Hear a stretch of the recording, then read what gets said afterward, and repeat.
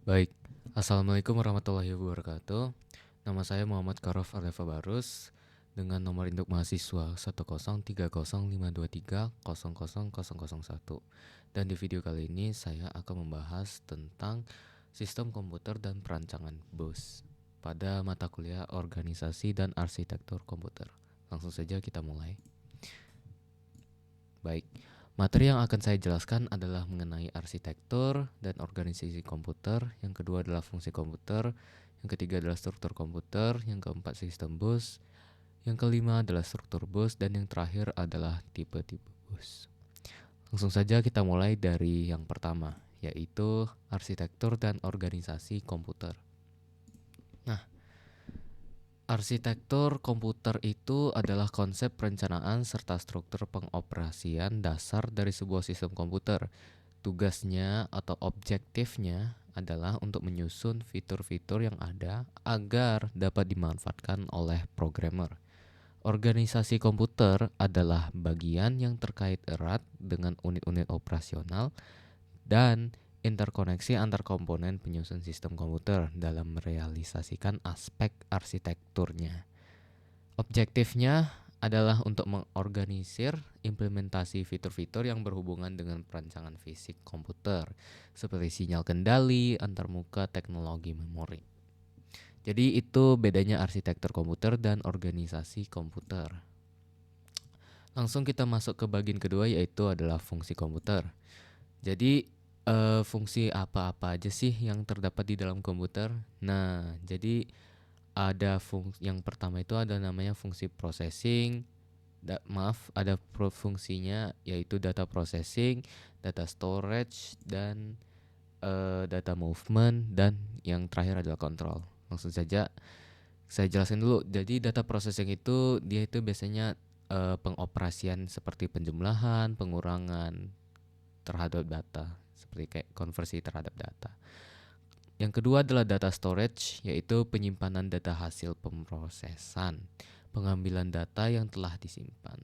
Nah, jadi dia itu menyimpan data yang sudah diproses. Yang ketiga itu adalah data movement, input output atau I/O saya bilangnya, dan komunikasi data dan yang lain-lain. Jadi data movement ini melibatkan dua pergerakan, yaitu secara internal dan eksternal. Secara internal berarti artinya di dalam komputer. Kalau secara eksternal berarti komputer dengan peralatan lain atau dengan hardware lain seperti mouse, keyboard, dan lain-lain. Yang terakhir adalah kontrol, yaitu pengendalian dari ketiga proses yang sudah saya jelaskan tadi, yaitu data movement, data processing, dan data storage. Nah, jadi skemanya itu cara bekerjanya seperti ini. Dari operating environment, seperti misalnya saya klik dari mouse atau dari source lain. Nah, jadi sudah mendapatkan source-nya, lalu dia ke movement, data movement, lalu dari movement ke control, storage, lalu bisa ke control lagi, ke processing. Jadi dia pergerakan untuk melakukan suatu apa ya namanya, suatu instruksi itu sebenarnya dia itu lebih terstruktur gitu. Jadi ada nggak bisa asal sembarang gitu. Contohnya bisa saja saya saya berikan seperti ini. Nah, ini perpindahan data dari device luar ke device luar lainnya. Nah, jika dilihat ini pergerakannya ini tidak sembarang ya. Jadi dia mulai dari movement, dia ke control, langsung kembali lagi ke movement. Dia tidak ke movement, control, storage, processing. Kenapa? Karena ini sebenarnya tidak dibutuhkan. Dia hanya membutuhkan movement, control, lalu kembali lagi. Nah, contohnya ini skema yang saya jelaskan ini adalah contohnya seperti kita mengcopy data dari hard disk ke hard disk lainnya. Jadi dia dari luar, dia masuk, control, lalu dia kembali lagi keluar. Nah, ada lagi nih contohnya nih, seperti penyimpanan data dari device luar ke memori komputer dan sebaliknya. Nah, jika dilihat berbeda ya sama yang tadi. Yang tadi itu dia dari luar masuk ke kontrol, kembali lagi ke movement keluar. Kalau ini beda lagi, dia bolak-balik. Kalau dilihat control storage dan control movement, dia ini bersifatnya bolak-balik. Karena dia menyimpan data dari device luar ke memori komputer dan sebaliknya. Jadi dia bolak-balik. Contohnya adalah kayak hard disk ke RAM atau RAM ke hard disk. Jadi dia bolak-balik, ngerti? Jadi simple ya kalau misalnya dibayangin itu. Jadi lebih jelas gitu. Nah, ini ada lagi contohnya, pemrosesan data dari memori dan disimpan lagi ke memori. Jika dilihat, ini skemanya dari storage, lalu dia ke control, dia tidak meliputi movement. Dia dari storage ke control, diproses, lalu kembali ke storage. Nah, jadi itu misalnya kayak kita itu mau mengeksekusi program nih. Nah, program ini ada di storage. Nah, lalu setelah kita eksekusi, dia pasti akan ke kontrol kan. Nah, kontrol ini diambil program itu dari RAM. Nah, dari RAM itu langsung kita proses nih. Nah, ini namanya prosesnya diproses, processing. Lalu setelah diproses, kita kembalikan lagi ke RAM. Begitu contohnya. Lalu ada contoh lagi seperti pemrosesan data dari memori ke I/O atau sebaliknya. Seperti membuka file MS Word, Excel, dan lain-lain dari hard disk atau flash disk. Jika dilihat, ini berbeda ya dengan yang tadi. Dia processing, storage, lalu kembali lagi ke movement. Segitunya. Oke, yang kita sudah masuk ke topik yang ketiga, yaitu struktur komputer.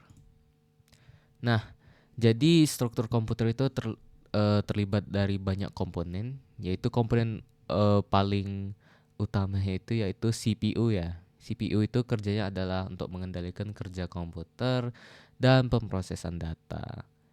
Lalu kedua adalah main memory, yaitu menyimpan data. Yang ketiga adalah sistem interconnection atau bus yang akan kita jelaskan, yang akan saya jelaskan maksudnya, yaitu mekanisme komunikasi internal antara CPU, memori, dan I/O, input output. Dan yang terakhir adalah I/O atau input output, yaitu dia memindahkan data antara komputer dengan lingkungan yang di luar. Gitu.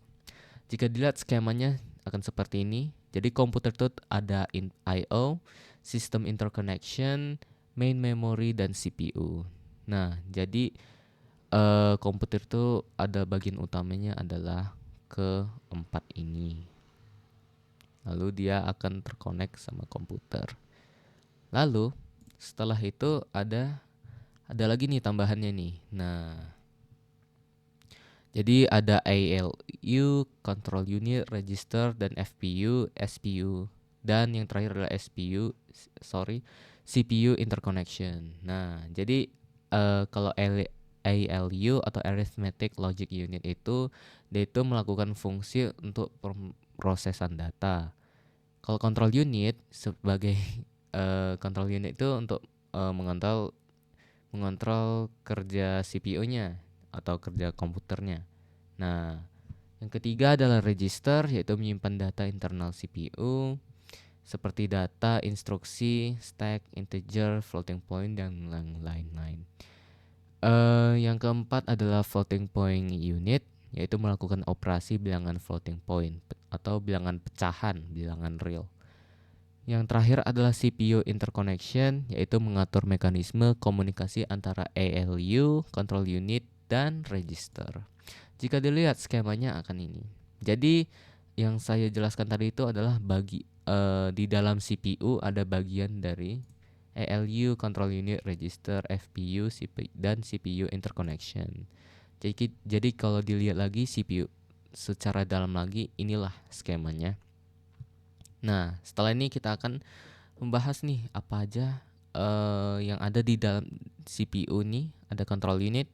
Jadi kita bahas aja apa itu komponennya. Jadi struktur komponennya adalah 3 komponen internalnya, yaitu sequencing logic, sequencing logic dan control memory menentukan keluaran dari control unit. Nah, jadi itu fungsi dari sequencing logic. Lalu yang kedua adalah control unit registers dan decoders, dan yang ketiga adalah control memory. Nah, lalu ada meta level. Dalam control unit itu ada meta level yang fungsinya adalah untuk memproses paralel dan multi komputer. Yang kedua adalah pengontrolan proses yang dilakukan secara tersebar atau terpusat, tergantung dengan modelnya. Nah, jika dilihat ini di dalam CPU tadi ada control unit kan. Nah, di dalam control unit ini ada komponen lagi nih yang namanya sequencing logic, control unit registers and decoders, dan control memory yang sudah saya jelaskan tadi. Langsung kita masuk ke sistem bus yang akan saya jelaskan. Baik. Jadi apa itu bus? Nah, bus itu adalah saluran komunikasi yang menghubungkan dua perangkat atau dua device atau lebih, bisa lebih dari dua. Biasanya bus itu bersifat broadcast, dan dalam satu waktu itu hanya satu device yang dapat mengirimkan data. Akan tetapi device yang membaca data bisa lebih dari satu. Nah, bentuk fisiknya itu dia seperti jalur paralel. Dia bisa muat dari 50 hingga ratusan pada PCB atau printed circuit board. Lalu pita kabelnya dia seperti kabel untuk hard disk, dan konektor strip pada motherboard, misalnya seperti PCI dan ISA. Dan dia itu bentuk fisiknya ada sekumpulan kabel. Jika dilihat seperti inilah adalah bentuk dari bus itu. Jadi dia bentuknya paralel ya. Jika dilihat dari gambar ini, dari CPU ke I/O, dia ini bentuknya paralel. Dia paralel dan ada control lines, address lines, data lines. Nah, jadi benar ya, sistem bus itu jalur yang menghubungkan komponen utama komputer. Jadi dia bentuknya seperti ini, terstruktur. Nah, setelah ini kita akan membahas nih dengan control lines, address lines, dan data lines yang ada di dalam bus ini, yaitu termasuk dalam struktur bus. Oke, jadi struktur bus itu terdiri dari 3 ya, yang sudah saya jelaskan tadi, yaitu terdapat dari control lines, address lines, dan data lines. Oke, jadi kita langsung saja masuk ke data lines atau bus data. Nah, jadi bus data ini dia berfungsi untuk membawa data antar bagian utama komputer. Data di sini dapat berupa data atau instruksi. Lalu yang kedua adalah jumlah jalur data yang digunakan disebut lebar bus. Yang ketiga adalah lebar bus dapat menentukan performance suatu sistem. Nah, jadi semakin lebar bus data itu, maka performance suatu sistem itu meningkat. Contohnya seperti misalnya panjang data itu sama dengan 16 bit. Lalu lebar bus data itu 8 bit, harus diambil 2 kali.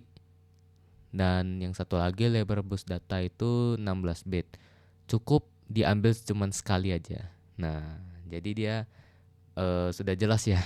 Jadi nggak perlu ngambil 2 kali. Jadi dia cukup sekali doang. Nah, contohnya macam lebar bus data itu kayak 8 bit, 16 bit, 32 bit, 64 bit, 128 bit, dan yang lain-lain. Nah, habis itu ada di bus alamat. Yang kedua adalah bus alamat atau address lines, yaitu mengidentifikasi asal atau tujuan data. Misalnya CPU dapat membaca data yang ada di memori jika alamat data tersebut telah ditentukan. Lalu yang kedua adalah lebar bus dapat menentukan ukuran maksimum memori yang dapat digunakan. Misalnya seperti Pentium 1 yang mempunyai lebar bus alamat 32 bit. Lalu memori maksimumnya adalah 2 pangkat 32. Nah, itu berarti sekitar 4 GB. Nah, lalu yang ketiga adalah lebar bus alamat dapat digunakan pula untuk pengalamatan port input output. Oke. Langsung yang terakhir adalah struktur bus control. Nah, jadi strukturnya itu biasanya untuk bus control ini biasanya untuk mengatur pengaksesan dan penggunaan jalur data dan alamat. Lalu dia memberikan timing biasanya untuk program execution atau eksekusi program. Lalu yang ketiga ini, dia akan memberikan signal control sebagai berikut. Yang pertama adalah memory read, yaitu data di memori. Data di memori berarti di bus data. Lalu yang kedua adalah memory write, yaitu data yang di bus data atau memori. Lalu yang ketiga adalah input output read, yaitu data yang ada di port input output yang ada di bus data. Lalu selanjutnya adalah input output write, yaitu data yang ada di bus data terletak di port I/O. Lalu selanjutnya adalah transfer ACK, yaitu data yang telah diterima ditaruh atau yang ditaruh dari atau yang ditaruh dari maksudnya data yang telah diterima di bus atau ditaruh dari bus atau ke bus. Lalu yang selanjutnya adalah bus request, yaitu permintaan untuk menggunakan bus. Yang selanjutnya adalah bus grant, yaitu status bus yang apakah boleh digunakan. Lalu ada interrupt request, yaitu permintaan interrupt ACK, yaitu interrupt telah diterima. Lalu ada clock signals yang itu yaitu berguna untuk mensinkronkan operasi. Dan yang terakhir adalah reset, yaitu inisialisasi semua modul. Nah, langsung kita ke topik terakhir kita, yaitu mengenai tipe bus. Nah, jadi tipe bus itu yang pertama itu ada dedicated, yaitu jalur data dan jalur alamat terpisah dan penggunaannya tetap atau tidak berubah-ubah. Lalu yang kedua adalah tipe bus dedicated, ini saling banyak digunakan. Lalu yang kedua adalah multiplex, bus multiplex, yaitu jalur bus yang digunakan untuk mengirimkan alamat dan data secara bergantian. Biasanya digunakan di control line, yaitu address valid atau data valid. Kelebihannya jumlah jalur itu di multiplex itu lebih sedikit, yang berarti dia hemat tempat, yang berarti hemat biaya juga. Nah, kerugiannya yaitu pengenangan lebih kompleks atau rumit. Lalu performansinya juga berkurang kalau alamat dan data itu harus bergantian. Jadi dia tidak paralel. Lalu yang ketiga tipe busnya yaitu physical dedication. Nah, jadi physical dedication ini termasuk tipe bus multiplex. Dan jalur tertentu itu diperuntukkan bagi beberapa modul tertentu. Misalnya seperti bus I/O hanya untuk menghubungkan semua modul I/O, yang berarti modul I/O itu tidak terhubung langsung ke bus system. Nah, lalu kelebihannya adalah throughput meningkat karena bus contention itu berkurang. Nah, lalu tentu saja ada kekurangannya, yaitu ukuran bertambah, yang berarti biayanya juga bertambah. Oke, jadi itu saja penjelasan yang sudah saya berikan. Berikut adalah daftar pustakanya dari penjelasan yang sudah saya ambil. Saya Muhammad Karof Ardefa Barus pamit mengundurkan diri. Wassalamualaikum warahmatullahi wabarakatuh.